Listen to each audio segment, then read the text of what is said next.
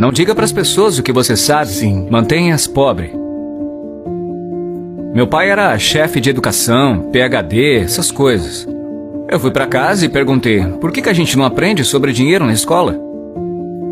Ele me olhou e disse, porque o governo não deseja nos ensinar essa matéria. O governo nos diz o que podemos e o que não podemos ensinar. Aquilo me soou estranho e eu falei, peraí. E aí eu falei, a gente não vai na escola para aprender sobre dinheiro? Ele falou, não, seu trabalho é conseguir um emprego. Então eu falei, ué, mas a gente consegue um trabalho para ganhar dinheiro. E ele, não, só tem que conseguir um trabalho. E eu, não.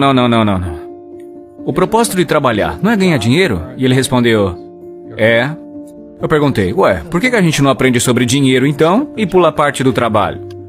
Ele virou frustrado e falou, se você quer aprender sobre dinheiro, por que você não pergunta para o pai do seu melhor amigo sobre dinheiro? Era sobre o pai do Mike. Mas por que ele? Ele falou, porque o pai do Mike é um empreendedor. Mas o que o senhor é então? E ele, eu sou empregado do governo. E eu, qual a diferença?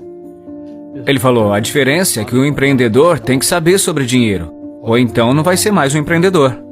E disse que o empregado não tem que saber nada sobre dinheiro, porque o governo e a empresa é que vão cuidar dele. Eu, que era criança, fiquei meio confuso. Aí eu só segui o conselho dele. Fui até o escritório do pai do Mike, bati na porta e falei, tô aqui, tenho 9 anos e quero saber sobre dinheiro. Ele só virou e falou, vai embora. E é assim que começou a história do pai rico, pai pobre. E aí, de tanto insistir, meu pai rico acabou concordando em me ensinar sobre dinheiro com uma condição. A condição é que ele nunca me pagaria. Porque no momento em que ele me pagasse, eu ia pensar como empregado.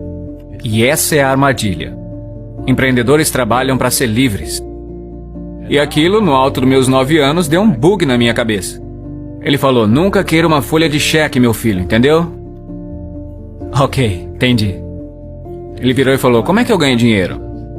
Empreendedor pensa bem assim. Então, como que eu aprendo a ganhar dinheiro? Foi aí que ele me mostrou o jogo de tabuleiro Monopoly. Então, ele tinha hotéis, e aí eu fazia as coisas lá pra ele, limpava o chão, pegava bituca, coisinhas pequenas, sabe? E quando eu fiquei mais velho, eu comecei a trabalhar no escritório, no marketing, na contabilidade. Eu era basicamente um aprendiz, mas sempre trabalhando de graça. E aí a maneira como ele me ensinava sobre dinheiro era jogando Monopoly. Até que um dia eu fiquei de saco cheio, virei e falei, quando você vai me ensinar sobre dinheiro? O que você acha que a gente tá fazendo? Eu falei, jogando Monopoly. E ele, não. O que nós estamos fazendo? Jogando Monopoly. O que nós estamos fazendo? Então não sei. E ele, tô te ensinando sobre dinheiro. Por exemplo, você está aprendendo como ter uma casa verde. Então ele falou, tem muitas fórmulas para se ter o sucesso com dinheiro. Tem milhares delas. Mas uma das melhores é jogando Monopoly. E ainda é. 4 casas verdes, um hotel vermelho. Falei, o quê? Ele disse, uma das melhores formas de se adquirir grandes riquezas é jogar o Monopoly na vida real. A cada 4 casas verdes, um hotel vermelho. Eu falei, é isso mesmo? E ele, é isso. Ele perguntou, o que você acha que eu tô fazendo aqui? E eu, não sei. Então ele me levou pra fora e mostrou sua casa verde. E aí se passaram 10 anos, eu já tinha 19, estava numa escola em Nova York. Foi quando eu voltei pro Havaí, meu pai rico já tinha comprado um pedaço de terra maior do que a metade da praia do Waikiki. E ainda hoje, quando você vai à praia de Waikiki, você vê lá o hotel Hyatt Regency. Esse hotel é dele. Assim como no jogo Monopoly. Assim como no Monopoly. Adquiriram os ativos e tornaram eles maiores. Ele apenas manteve o que hoje chamam de assembleia, porque a propriedade não era tão grande naquela hora. Então ele teve que comprar todos os comércios menores. Porque Waikiki era um vilarejo pequeno. Então ele foi lá, comprou um comércio, depois comprou outro. Demorou algum tempo, mas finalmente ele montou esse pedação de propriedade. E depois ele montou o Hyatt, que agora é um hotel gigante. E que depois ele vendeu por 800 milhões de dólares. Então, foi dessa maneira que eu aprendi sobre dinheiro.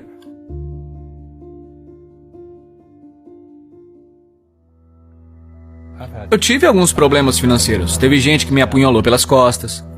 Mas isso foi bom, porque me fez crescer. É o espírito da coisa. Sim. As pessoas que têm medo de errar, como ensinam na escola, não crescem nunca. Porque no mundo espiritual que existe o bem e o mal, o certo e o errado, o alto e o baixo. E as pessoas só querem estar certas, ser positivas. E na realidade não é sempre assim. Eu não era de uma família muito pobre pelos padrões da época. Mas eu era de uma família que tinha uma atitude pobre. Como assim? Porque rico, pobre, classe média, a pobreza começa com uma atitude fundamental. A pobreza é um negócio que se transmite, que se ensina às famílias. E a classe média é ensinada nas famílias. E para as pessoas que agora mesmo estão sentadas em casa, estão com problemas financeiros porque ganham pouco, ou infelizes porque mesmo que ganham muito, estão fazendo o que não gostam. Talvez ela aprendeu assim. Talvez o senso comum ensinou assim. Trabalhe duro para ter alguma coisa, ou que os ricos não são pessoas boas, essas coisas. O sistema escolar não quer te ensinar sobre dinheiro, porque o sistema escolar foi planejado para te ensinar a ser empregado. O que é importante, para ter um médico, um advogado, um especialista, mas não sobre dinheiro. A maioria das pessoas carece de conhecimentos reais sobre negócios, como contabilidade, como dívidas ou impostos. Você tem que saber sobre essas coisas, mas na escola, ninguém ensina. Então, quando as pessoas me perguntam como que seu pai rico aprendeu isso? E seu pai pobre, que era estudado, não. E a resposta é muito simples, é porque o pai do meu pai rico morreu quando ele tinha 13 anos. E aí ele se viu com 13 anos tendo que tocar os negócios da família. E para ele ter que deixar a escola por isso, foi uma bênção. Às vezes a bênção vem assim.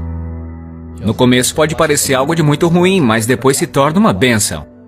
E logo, seus professores se tornaram seu tesoureiro, seu contador, seu advogado, seu banqueiro, seus agentes imobiliários. Então ele teve o que eu chamo de professores de verdade, não falsos professores de escola.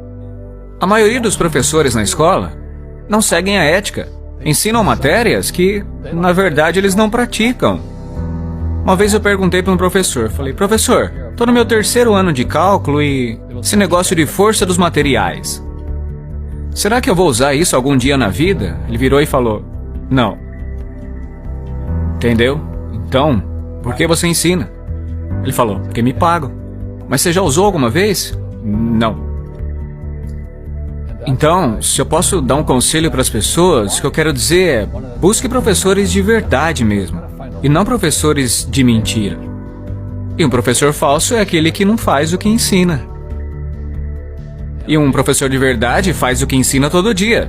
Meus contadores, meus advogados estão fazendo isso todo dia. É assim que eu aprendo, com eles resolvendo os problemas dos meus negócios. Então eu tenho contadores, advogados, banqueiros, as pessoas todas na minha descagem rápida, porque eu estou resolvendo meus problemas com a minha equipe. Tô vendo que você dá essa informação e os ricos ficam encolhidos e dizem não conte a eles, Robert. Isso. Não diga para as pessoas o que você sabe. Mantenha os pobres. Então, isso aí é antigo, né? Eu não sou religioso, mas a Bíblia fala, vocês terão pobres por perto sempre. Porque tá aqui, ó. Não é? Essa mentalidade do medo. Estão em suas palavras, e as suas palavras se tornam realidade. Ok, eu não sou muito religioso, mas quando a pessoa fala não posso, não consigo, ela se afunda. Se torna aquilo que disse. Meu pai formado falava, você acha que dinheiro dá em árvore? Não dá pra comprar isso. E meu pai rico dizia, é por isso que ele é pobre. Um pobre diz, como é que eu vou comprar isso? Nunca vou poder pagar. Porque no fundo isso é um escape. Isso é um escape, entendeu? É mais fácil falar assim. E o seu pai rico dizia o quê? Em vez de não tenho dinheiro pra isso. Como eu posso pagar? Como eu posso fazer? O que é necessário fazer para chegar lá? Ele dizia, uma pergunta abre a mente e uma afirmação fecha a mente. Veja, quando você diz não posso pagar por isso, sua mente fecha. E acaba acontecendo o que você disse. Rugby e futebol. Os dois têm equipe, mas com regras diferentes. Outras pessoas são golfistas, jogam sozinhas. Cada um joga de um jeito. E no jogo financeiro, eu sigo as regras dos negócios de imóveis. Então, o que eu digo para os jovens é, encontre o seu jogo.